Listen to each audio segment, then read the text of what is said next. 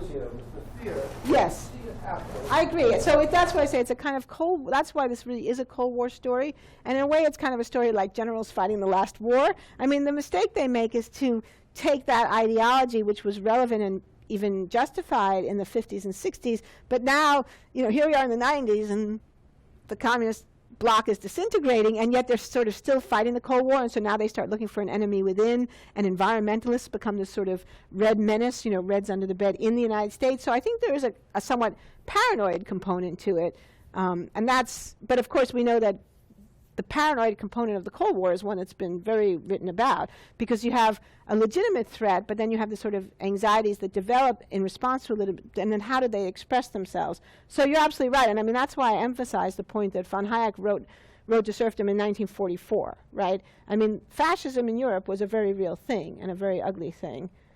And so the issue of what was going to happen to Europe at the end of the war was a very live one.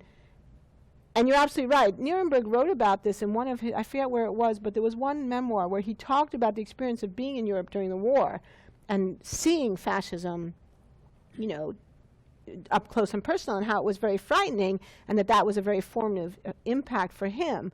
And I think that's common. I mean, I think a lot of us build our worldviews based on certain formative experiences that we have early in life.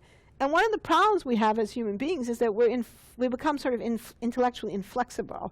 So you can have a formative experience in 1944 and have it be totally relevant in that moment. But now, you know, fast forward 50 years, it's 1994. The world has changed in radical ways, but you're still kind of fighting the enemy that you saw in 1944, even though that enemy, you know, I mean, that enemy is completely gone. And Germany's a democracy, and the Soviet Union is whatever. I mean, the Soviet Union's in transition. It's not clear what's going to happen there.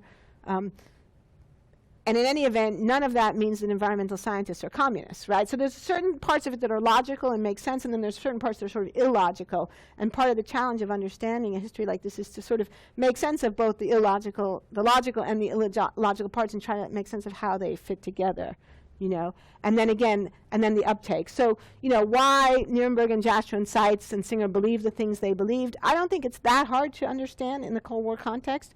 But then the larger question is, why does it have the uptake and traction it has culturally? And then I think that's where these larger questions about American culture and our general hostility towards big government and our fear of the federal government and our sense of distance from the federal government that we don't really control.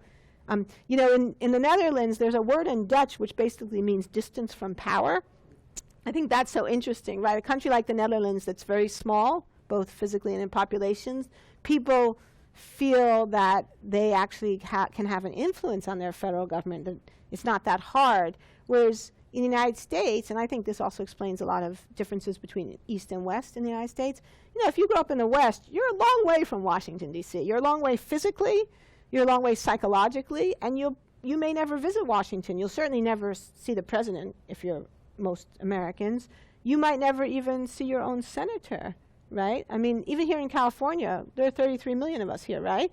I mean, I feel sort of privileged because I've met both Arnold Schwarzenegger and Jerry Brown, and that feels like kind of a special thing. And meeting them consists of shaking their hands and chatting for, you know, 45 seconds, right? So it's not like we really have a lot of access to our leaders, and I think that also creates a sense of estrangement and suspicion or skepticism. And again, a certain amount of skepticism is probably a good thing, but then if it goes too far that we don't take the action we need because we're skeptical to the government of the point that we won't let the government act, you know, then that's problematic. And that also, I think, explains, sorry, I don't know your name? Natasha, right. You know, the thing about the lawns, right?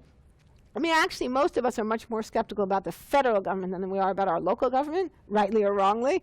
So often you do see more regulations on the local level than you could have in the federal government, because people are willing to accept all kinds of strict rules. I mean, lots of communities have rules on cutting down trees, heights of buildings. I mean, local zoning can be very, very strict, and most people accept that because we don't feel disenfranchised from our local government, even though, you know, I don't know. I mean, I don't know how I would change the zoning in my community if I wanted to. A couple of years ago, they put in all these stop signs in my neighborhood. And, you know, and because I read all this conservative and libertarian literature, I'm always thinking a lot about who's actually making decisions in our democracy.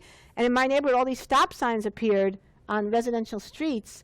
And I've been living in the same house on the same street for 15 years, and in the 15 years I've lived in my neighborhood, I've never once heard of a child being hit by a car in our neighborhood. Never once. And we live in a pretty good neighborhood where people talk, and if that had happened, we would surely have heard about it. And all of a sudden, all these stop signs went out. And I thought, well, why do we need those stop signs? And who made that decision? Like, nobody asked us our opinion. And then I thought about von Hayek's comment about the signposts on roads. I thought, well, I'm mad. They've put signposts on roads in my community, and I don't think we needed that. And I don't even know who made that decision, and nobody asked me. So that was that was pretty undemocratic, right? And so, it's a really interesting issue. How do we make these decisions? And now we've got these really big decisions to make about climate change. And, the social and political obstacles are very large. Right? Okay, we've gone way over time, but I'm glad you guys are willing to stay and chat. So thanks for